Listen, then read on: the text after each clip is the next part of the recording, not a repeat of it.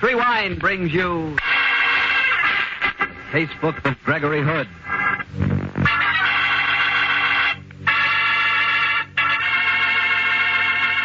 Tonight, the Petrie family, the family that took time to bring you into the story of the Derringer Society. Another exciting story from the Casebook of Gregory Hood.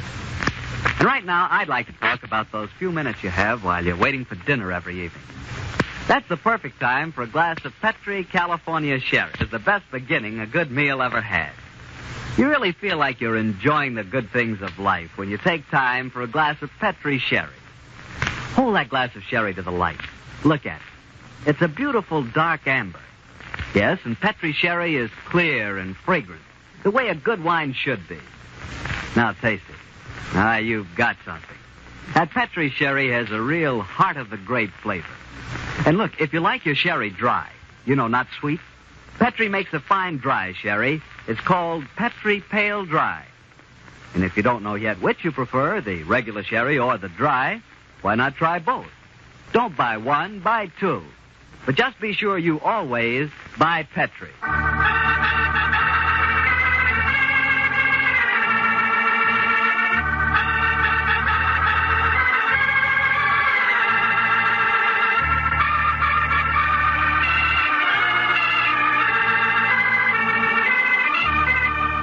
Well, it's Monday night in San Francisco, and we have a date with Gregory Hood and his friend and attorney, Sanderson Taylor. Tonight's rendezvous is at that delectable backwater, the Happy Valley Room at the famous Palace Hotel. Let's keep our date, shall we? Harry Bartell, how are you? Hello, Gregory. Evening, Mr. Taylor. Good evening, Harry. We just ordered a glass of sherry. You'll join us, of course. Thanks, Greg. Be very nice. Make that 3 sherries, Carl. Yes, Mr. Hood. Well, gentlemen, which stories have you selected from the casebook for tonight's episode? A quite remarkable case that we filed under the heading of the Derringer Society. Well, it sounds exciting, but what is the Derringer Society? Well, surely you remember those wonderful early semi-scientific yarns about Dr. Derringer, don't you? Well, yes, I do, Greg, now that you mention it. Sort of Jules Verne stories, weren't they? Yes, and if you reread them, Harry, you'll realize that they predict just about everything from rockets to the atomic bomb. You're both members of the Derringer Society, I take it. Oh, certainly. In fact, Gregory is the president. Greg, I'm always learning something new about you. Oh, I've been a Derringer fan for a great many years, Harry, so it was only natural that I rounded up a few old cronies here who were equally interested and formed a society. We meet from time to time in a private room in Solaris, in Maiden Lane. On the particular occasion I'm talking about, the evening started out very quietly with an excellent dinner, fine wine, and lots of good talk about the famous Dr. Derringer. And then I rose to introduce the guest of honor.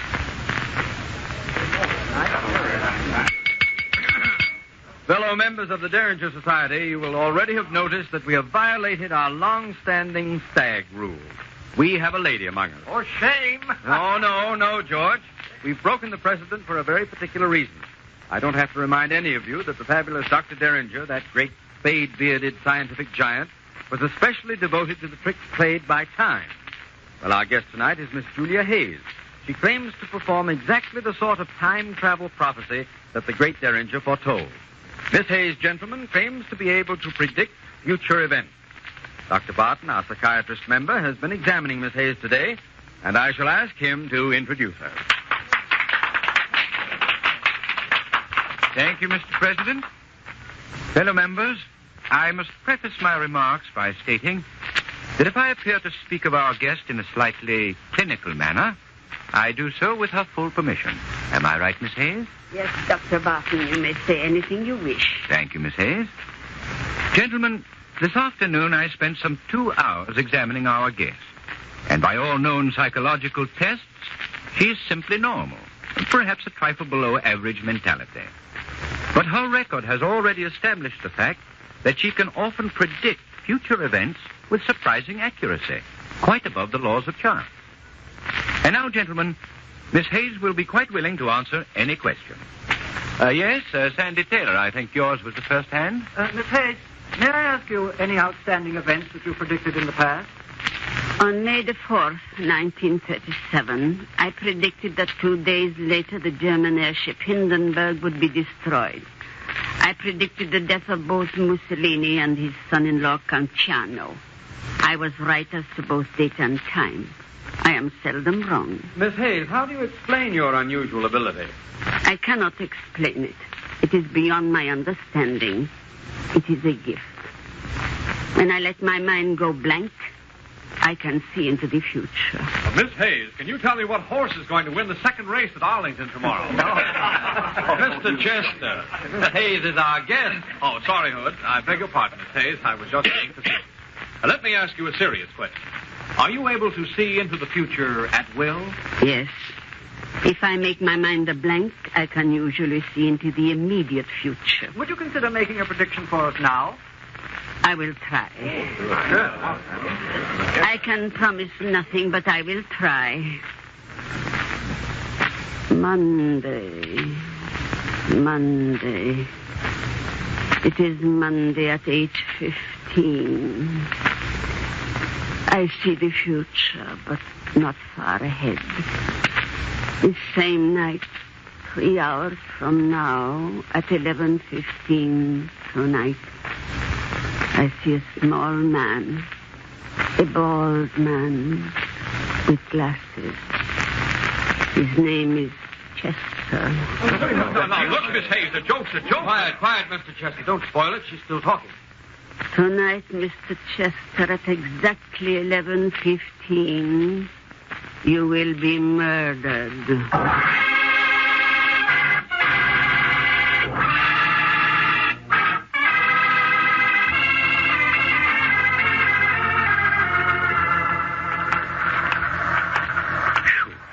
I think that was one of the most emotional meetings we've ever had at the Derringer Society. It certainly broke up in a hurry when she predicted the murder of Chester. Yes. What do you make of that woman, Gregory? Well, it's hard to say. Time travel into the future is all very well in the Derringer stories. Otherwise, I don't care for it too much. Life's complicated enough in a straight line these days. Mr. Hood, Sandy Taylor, wait for me. It's Alfred Chester. He's chasing us on the double. He really must be scared. Well, I'm glad I caught you fellas before you left. What's wrong, Mr. Chester? Are you taking that prediction seriously? Well, it sounded to me more like a threat than a prediction. My reason tells me it's foolish to take the thing seriously, and yet, well, after all, I did make that stupid remark about the horse races. She's a weird woman. She may have some odd powers that we know nothing about. What do you fellas think I ought to do? Get the police, perhaps? No, I think it'd be a little hard to convince them that you were in danger. Yes. It's 11:15 now. Would you like me to come home with you until after her 11:15 deadline has passed? Oh, no, Hood. I won't bother you. I'm probably being extremely stupid. Well, thanks for this little talk. I feel a lot better. Good night. Good night, Mr. Chester. Good night. He really is frightened, isn't he, Gregory? Badly. Ah, well, Sandy, I don't think we need to take the business very seriously. Of course not. Just the same, I have a feeling that Mr. Alfred Chester may not sleep too easily tonight.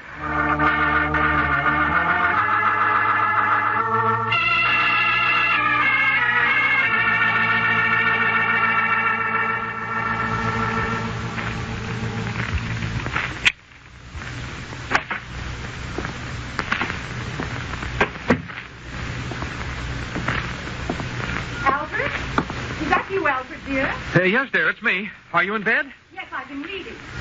How was the meeting? I'll hang up my things and come and tell you about it. It was rather a peculiar evening. There was a woman there who claimed to be able to see into the future. Oh, what rubbish. I know, but the funny thing was she... Oh, well, but that's nonsense. What's the time, Alice? It's exactly 11:15. 11:15, then I'm safe. I need... Alfred, what happened?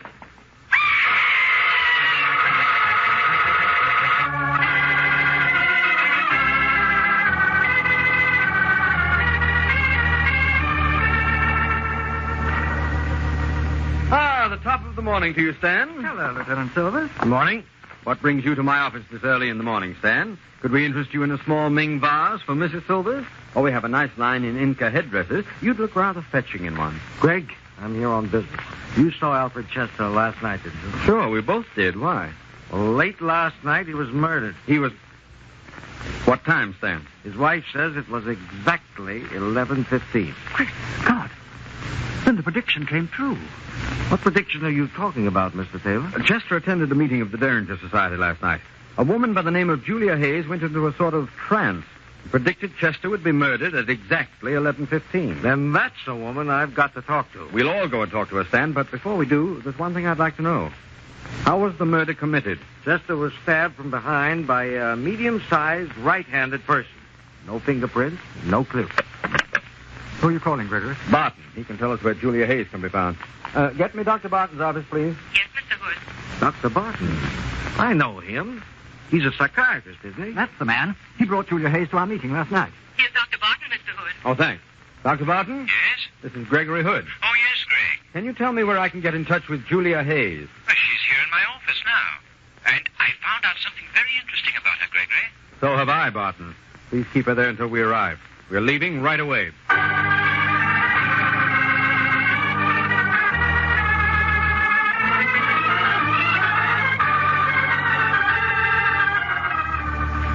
I've been examining Miss Hayes again this morning, gentlemen, and I've uncovered a very interesting fact.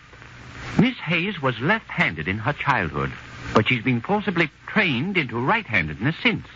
It's a situation that is often has unpredictable psychological results, though I'll confess, never precisely like her. She is extraordinary, isn't she, Barton? Lieutenant Silvers will tell you just how extraordinary. Dr. Barton, Alfred Chester was murdered last night. Murdered by a right-handed person. What? And her prediction came true to the exact minute. He died at 11:15. He did? I don't know what to say. One thing I can assure you, gentlemen, Miss Hayes did not commit the crime herself. How do you know? Because I brought her back here after the meeting last night. I was working with her until 12:30. Where's Miss Hayes now? In the other room. You want to talk to her? Yes, Dr. Barton, I certainly do. I'll call her in. Come in, please, Miss Hayes. Yes, Doctor. These gentlemen want to ask you a few questions. What questions? I understand you predicted the murder of Mr. Alfred Chester last night. Yes. It happened, of course. Yes. I knew it would. How do you account for the fact that you predicted it 3 hours before it happened? I cannot account for it. It is a gift that I cannot explain. I can see things in the immediate future. I can tell you what is to happen today before the day is out. I can tell you... My mind is blanking out again. What can you tell us, Miss Hayes? I see a large man, a red-faced man. His name is Felton. That's George Felton, another member of the Derringer Society. What do you see, Miss Hayes? He will die tonight. He, too, will be murdered. The heck he will. This is one murder that isn't going to take place.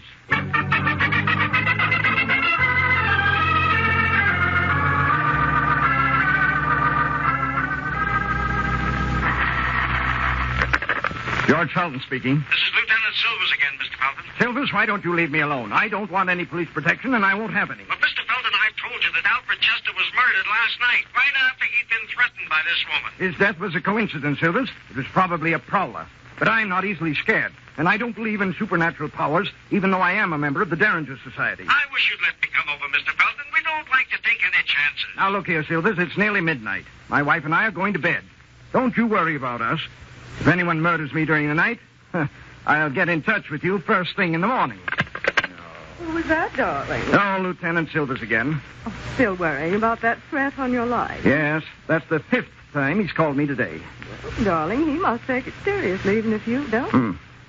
Don't you think Oh, now, perhaps don't that- worry your pretty head about it, Cynthia. You run along to bed, dear. I'll lock up. I suppose you know best, George. Don't be long. Oh.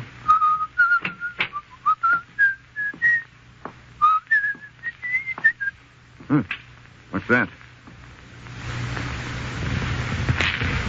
I heard something.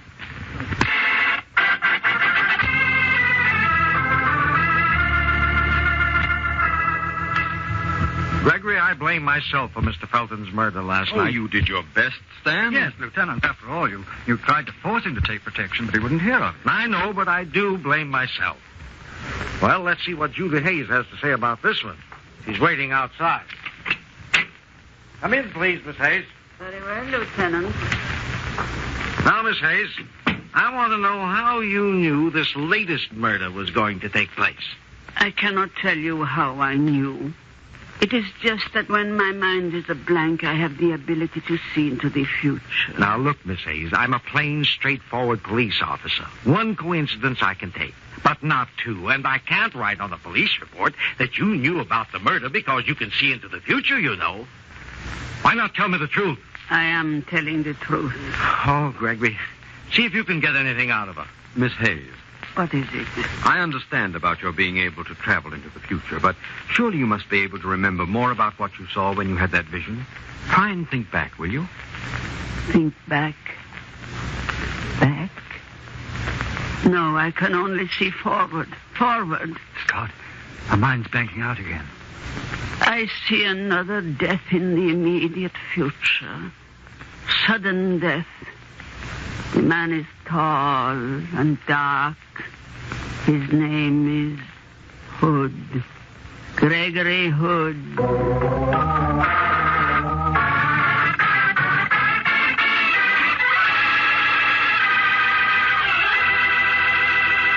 You'll hear the rest of Gregory Hood's story in just a second, so I'll tell you quickly about a wine I know you'll like.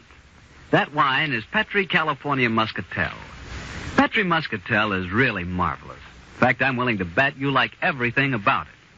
Petri Muscatel is good just to look at, the color of sheer gold. And say, if you've ever tasted plump, luscious Muscat grapes at their sun-ripened best, well, then you know what to expect when you taste Petri Muscatel. Petri Muscatel brings you that same wonderful Muscat flavor. And you'll like Petri Muscatel after dinner, by itself, or served with fruit, for instance, peaches, or with cake. Just be sure it's Petri. Petri Muscatel, because Petri wine is always good wine. Well, Gregory, so yours was the third murder to be predicted. Considering the first two had taken place according to schedule, you must have felt a little nervous. For the first 24 hours, I was a trifle sensitive to sudden sounds, Harry. But when 48 hours had passed without anything happening, I began to feel rather let down. Down? You should have thought you'd have been grateful. Gregory has an ingrained sense of melodrama, Harry. I think he felt cheated because the spotlight was on him and he didn't have a scene to play. Exactly, Sandy. As my old father used to say, if you're fortunate enough to hit the headlines, for heaven's sake, make the most of it. But how could I? The other two killings had followed right on the heels of the prophecies. Now, mine had been predicted, and nothing happened at all. It was rather humiliating. Well, that's one way of looking at it. In any case, I'm sure you didn't just sit down and wait for someone to try to kill you. Oh, no, Harry. As soon as Julia Hayes uttered her dire threat, Lieutenant Silvers and I went into action. We questioned everyone and checked alibis till we were as black in the face as a couple of end men. But after 3 days of this, we had progressed exactly nowhere. On the night of the fourth day, I remember, Sandy and I sat in my apartment discussing the whole business. Gregory, while you and Lieutenant Silvers have been doing the legwork, I've been doing some serious thinking. Splendid, Sandy. What conclusions did you arrive at? I think there's only one answer to this case. And that answer is? Dr. Barton's a psychiatrist. Julia Hayes is slightly subnormal. I wouldn't mind giving you odds that he hypnotized her into performing the two murders. She'd be an easy hypnotic victim. I'd thought of that possibility. Have you figured out his motive? No, but I'll skip that for the moment. One thing we do know. He had the opportunity. He was the only person who was alone with the woman for any length of time between her arrival in San Francisco and her first prophecy at our meeting. Very true. And I think I could provide your missing motive, Sandy. We've checked on Dr. Barton thoroughly. The wife of George Felton, the second man murdered, was a patient of Barton's. She was also a beautiful woman, no doubt is now a very rich one. I've gleaned rumors that her relationship with Barton was a little more cozy than that which usually exists between doctor and patient. In that case, how would you account for the first murder, the stabbing of Alfred Chester? Well, that could have been a blind to establish a pattern and conceal the motive. Well, if that were the case, your death would be necessary also. True. Darn it, Sandy, this is all supposition. We haven't a real lead to follow. There's one thing I will settle, though. Who are you calling? Dr. Howell is staying at the Fairmont. He's probably the greatest psychiatrist in the country. Dr. Eustace Howell, please. Well, what can he settle? Whether Julia Hayes could have been hypnotized into committing murder. Excuse me. Dr. Howell, this is Gregory Hood. I'm fine, thanks. Yes, I'd like to. In the meanwhile, do you mind if I pick your brains? Yes. Here's my problem. Is it possible to hypnotize an individual to commit a criminal act against his will? Thanks. I thought so. I'm much obliged to you. I'll call you in a day or two. Goodbye. Can't be done, huh? No. He says the answer is an unqualified no. Well, I'm going to accelerate my own murder. Just tell me what flowers you like first. I'm very fond of Transvaal daisies, Sandy, but don't worry about my funeral. Yes. Lieutenant Silvers, please. Two can play at this game, Sandy. Oh, Stan? This is Greg Hood. No more leads, but I have got a brainwave. Pick up Julia Hayes and bring her up to the apartment as soon as you can. Yes, we'll be waiting for you.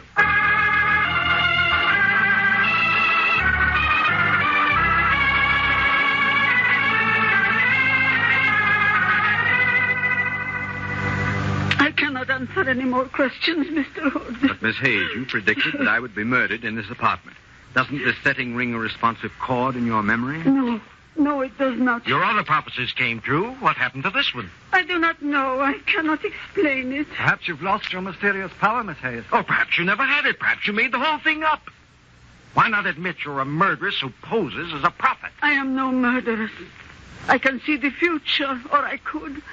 Something has happened to me. You never could see the future, and you never will. But I'll tell you your future, Miss Hayes, if you don't tell us the truth. You'll end up in the gas chamber, and I don't have to be a clairvoyant to know that. Stop talking like that. Leave me alone. I won't stay here. Come back. No, Stan. Let her go. I'll tail her, though, Greg. Good idea. She's upset. She might show her hand. I'll be back later. Well, we're still no nearer the solution, Gregory. I don't know. I swear there's still hypnotism in it somewhere. I have a hunch that Julia Hayes isn't conscious of it. That alibi of hers for the first killing might be a true one at that. Hello? Gregory, this is Dr. Barton. Yes, Barton? I have rather a serious confession to make to you. I lied to the police About what? in saying that Julia Hayes was with me at the time of the first murder. She wasn't. Why did you lie? Well, the woman seemed such a unique psychiatric study, I wanted to complete my examination before the police nabbed her. Now I've finished my research with her. You can tell the police they can pick her up. Tell them yourself, Barton, and I wish you the worst of luck in explaining it to them. There's a man that danced at his father's wedding. What did he say, Gregory? He dynamited Julia Hayes' alibi for the first murder. But in doing so, I'm pretty certain he's put the finger on himself. Dr. Howell, please. Andy, I think we're on the right track at last. I certainly hope so.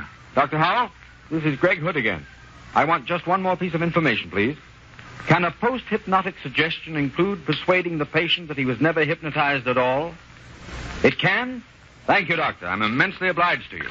There's our answer, Sandy. When Barton demolished the woman's alibi, he also demolished his own. Then he did hypnotize her? Sure. Then he planted the apparent prophecies in her mind. After she'd made them public, he committed the murders himself. I get it. And he thought that when he scuttled Julia Hayes' alibi, we'd think she'd try to make her own predictions come true. That's it, Sandy. Fortunately for us, he's outsmarted himself and walked into his own trap. We've got him. Who's that? Is that you, Stan? What?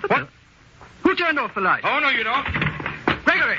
Gregory, where are you? What's happening? Trying to get at the light switch. Look out, Sandy. He's got a knife. Strike a match. Okay, Gregory. Hey, Gregory. Why are the lights off? What's going on? Watch out, Stan. The killer's here. He's got a knife. She's got a knife. It's Julia Hayes. She got away from me, but I trailed her back here. But it can't be. Oh, here's the light switch. It is Julia Hayes, Gregory. You've got your cold, Miss Hayes. Knife's in your hand and all. Well, what have you got to say for yourself? I'm sorry I did not kill you, Mr. Hood. Well, that's very friendly of you, Miss Hayes, but I'm completely confused. Oh, so am I, Gregory. You just finished proving to me that she couldn't be the killer. Well, I don't know what more evidence you want, Greg. The knife's in her hand, and she admits she wished she'd killed you. Yes, I admit it. You all made fun of me. You did not believe in my gift. If you had died, then all my predictions would have come true. But I am no murderess. Of course you aren't, Miss Hayes. What are you talking about, Gregory? But don't you see? She's holding the knife in her left hand. There's the answer. Come on, Lieutenant. Let's go over and see Dr. Barton as fast as the squad car can get us there.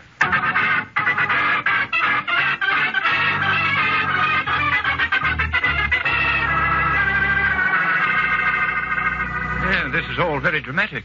A police inspector, an amateur detective, and his attorneys stand in my home and accuse me of murder.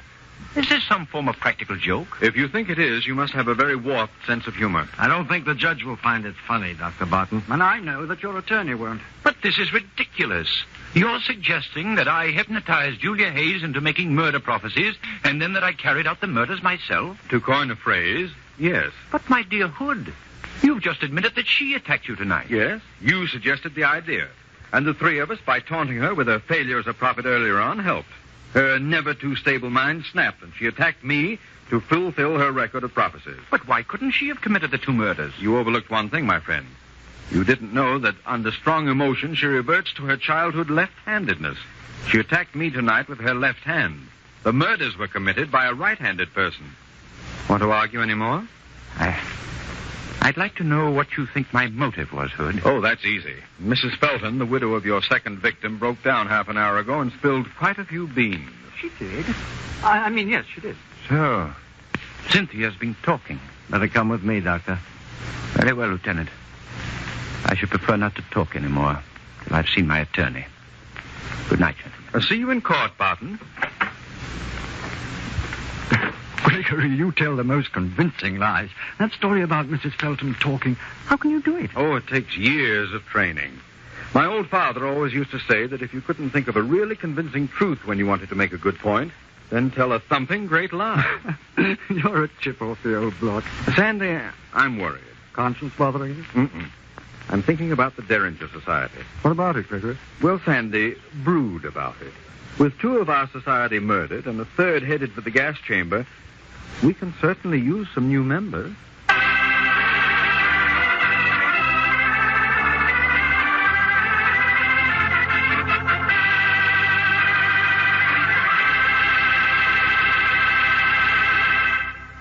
Greg, that was an exciting story. How do you get mixed up in these things? Harry, I guess I'm just around when they happen. But why is it I'm never around? Well, Harry, maybe you're just the kind of person nothing ever happens to. Lucky you. You mean poor me? I bet if I were a member of the Derringer Society, things would start happening to me. Oh, I don't know. But before you can become a member, you must be able to contribute something to the society. Have you a scientific mind? I'm a genius with a tinker toy. Oh, no. Know anything about psychiatry? No. Hypnotism? No. Precognition? Don't even know what it means. Well, in that event, Harry, what in the world could you possibly contribute to the Derringer Society? A case of Petri wine? I should have known. They'll love me, Greg, because Petri wine is such good wine. Well, it's just got to be. With the Petri family, the growing of perfect sun-ripened grapes and the art of turning those grapes into fragrant, delicious wine is a heritage. It's a heritage passed on down from father to son, from father to son. No wonder Petri wine is so good. Yes, the making of Petri wine is a family affair, and the Petri family has every intention of keeping it just that. So you know the name Petri on a bottle of wine is more than a trademark. It's the personal assurance of the Petri family that Petri wine is and always will be good wine. Well, Gregory, which adventure out of the case book are you planning to tell us next week? Next Monday, Harry, I'm going to tell of a weird adventure that Sandy and I had in Mexico City some months ago. During the course of the story, I succeeded in getting myself kidnapped by a female sharpshooter and nearly ended up with an extremely beautiful wife. I'll see you next Monday, Harry.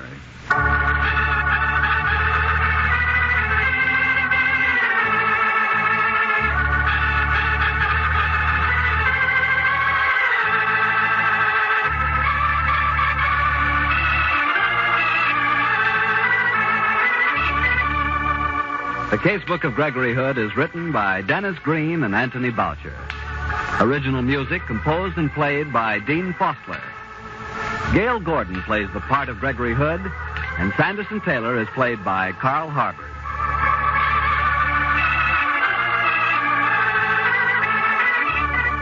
The Petri Wine Company of San Francisco, California, invites you to tune in again next week, same time, same station. The Casebook of Gregory Hood comes to you from our Hollywood studio.